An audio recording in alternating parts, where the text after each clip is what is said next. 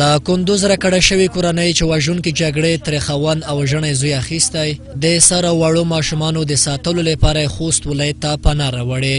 د دغه ناچارې کونډې سره د تعاون خیریه په نامه بنسټ د 50,000 افغانۍ په ارزښت د خوراکي او غیر خوراکي توکو مرسته وکړه چې د ویرځپلې کورنۍ د یوې میاشتې ستونزه به پرې حل شي.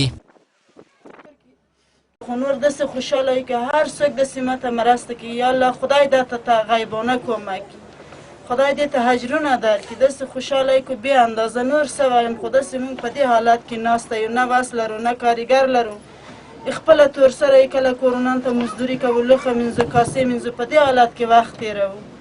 چا چې ماته داسې مرسته ورکوي خدای دې ته اجر درکړي، خدای کامیاب کړي، خدای عزت درکړي، خدای غیبانه په دې کې برکت ورکړي. ورور یوه بله کورنۍ چې کوچنی زوی د پښې کینسر لري دغه بنسټ ورسره هم اړمنه مرسته وکړه.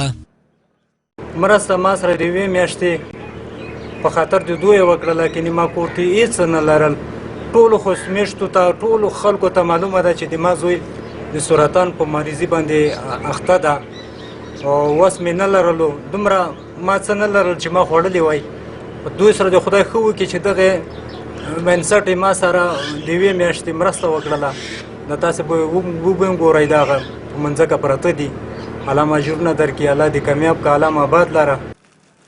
خوست کې د دغه خیریه بنسټ مسؤلین وایي دوی هڅه کوي څو هغه کورنۍ په ګوته او اړمنه مرسته ورسره وکړي چې افغانانو ته په میراث ورپاته جګړې سختې ځورولې او د خپلو اصلي مینو یې بې ځایه کړي دي.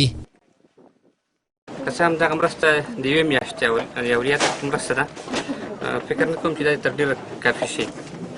خو بیا هم د تعاون خیریه بنسټ هغه همکاران چې په بهر کې میشت دي، خصوصا سعودي عربستان کې، له هغوی څخه مو هیله دا ده چې همدا قسم کورنۍ چې ستاسو غوندې مخلصینو ملګرو په مټ باندې موږ ته په نښه کېږي باید د هغوی سره میاشتنۍ دوامداره مرسته وکړي.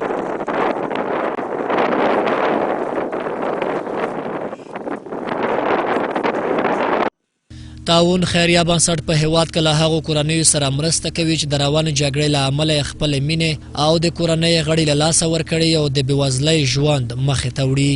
شیرین درمان، میلمه راډیو، خوست.